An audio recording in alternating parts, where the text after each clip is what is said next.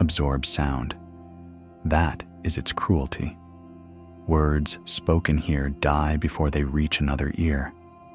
She learns this quickly. The cell does not respond to pleading or prayer. It only records. Every shift of her weight leaves a memory in the straw. Every breath leaves damp on the wall. The place remembers her even if the city will not. Hours stretch, or minutes. Time loses its edges when there is nothing to measure it against, except hunger and the ache in her joints. Somewhere above, life continues. Footsteps pass. A door slams. Laughter leaks through stone like a deliberate insult. She is not beaten. Not yet. The waiting is more efficient. A guard finally arrives. He does not rush. He never rushes. Power has no need to hurry. Keys scrape. Iron protests. The door opens just wide enough for her name to be spoken again, slowly, as if tasting it.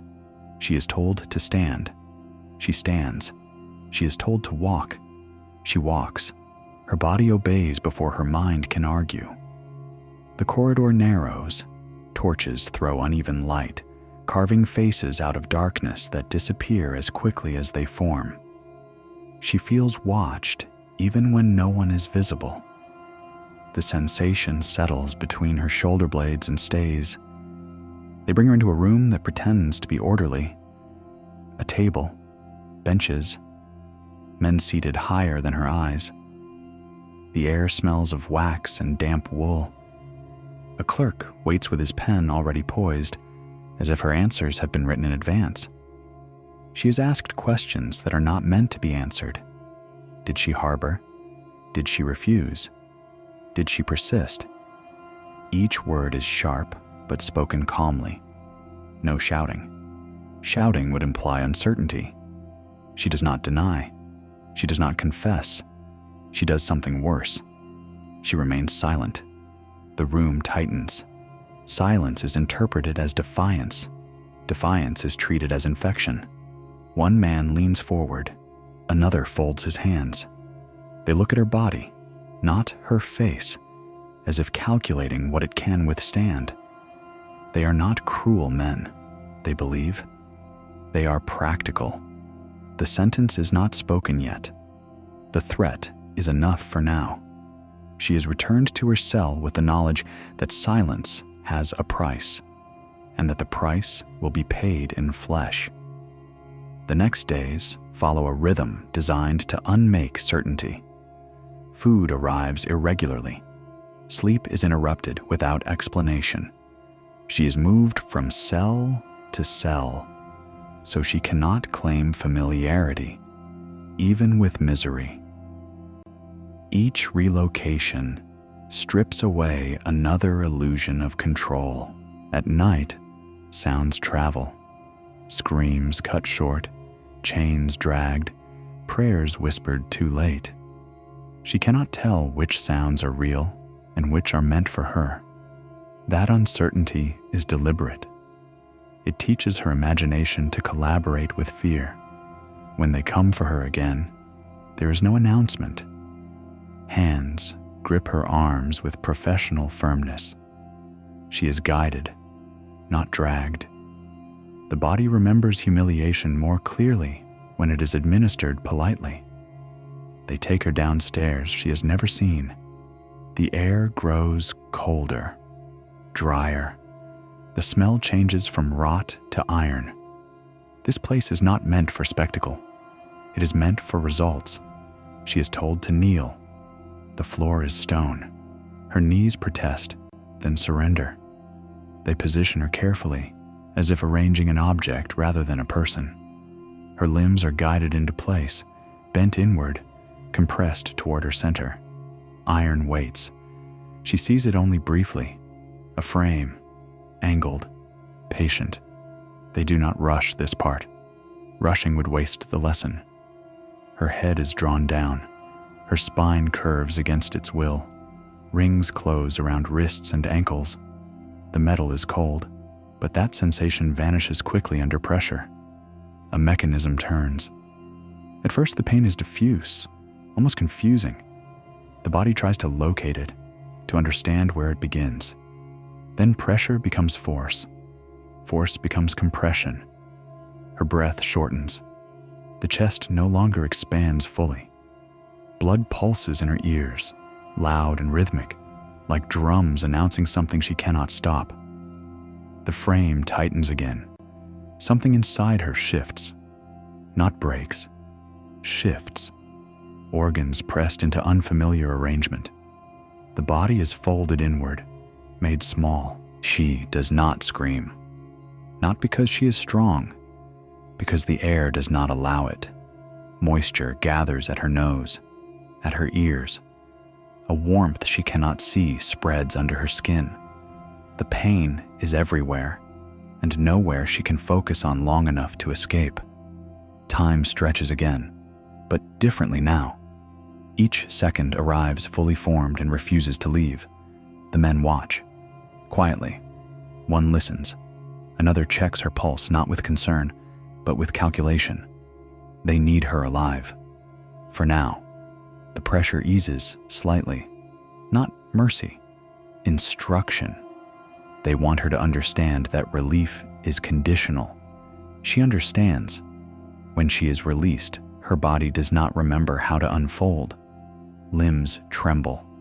Muscles resist movement they once performed without thought. She is carried, not gently, but efficiently, back into darkness. The cell receives her again. This time, the stone feels closer. She lies on her side because she cannot lie flat. Breathing comes in shallow, careful increments. Every inhale feels borrowed. The shame arrives later, not because of what was done, but because of how her body responded, how it submitted, how it survived.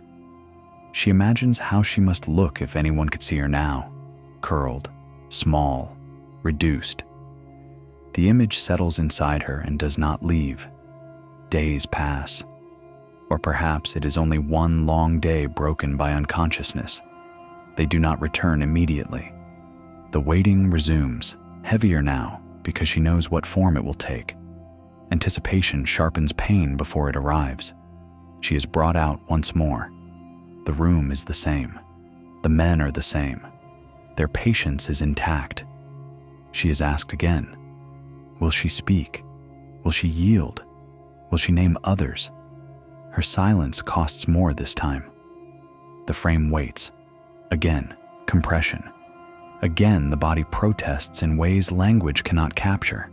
Something inside her chest feels as if it might tear. Her vision darkens at the edges. Sound distorts. They stop just before collapse. They always stop just before. She is not meant to die here. Death would end the lesson too quickly.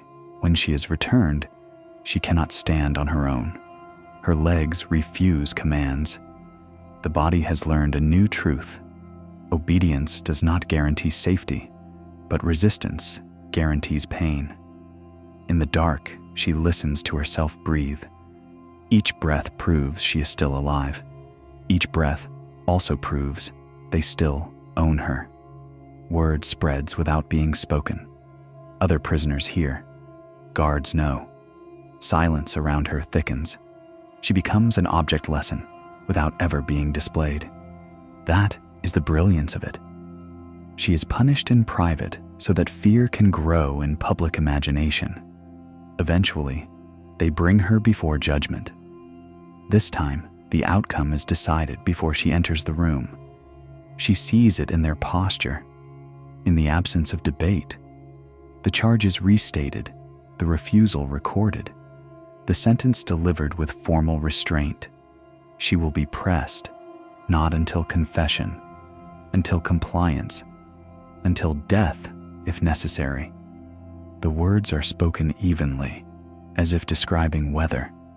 She is led away knowing the choice is no longer between pain and safety, but between two kinds of ending. The final session begins without ceremony. The iron does its work. The body responds as bodies do, struggling, adapting, failing. The pressure increases, her breathing fractures. The world narrows to sensation.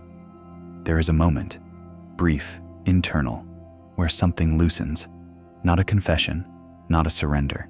An acceptance, not of their authority, but of her own limit. The body reaches it before the mind. The pressure stops, not because she spoke, because she no longer can. When they remove her, there is no triumph in the room, only procedure completed. Her body is carried away. The stone corridor receives her one last time. She does not know if she will wake again.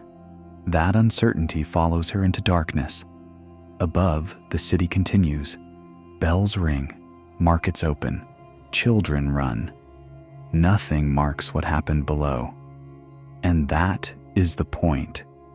The system does not need memory. It only needs repetition.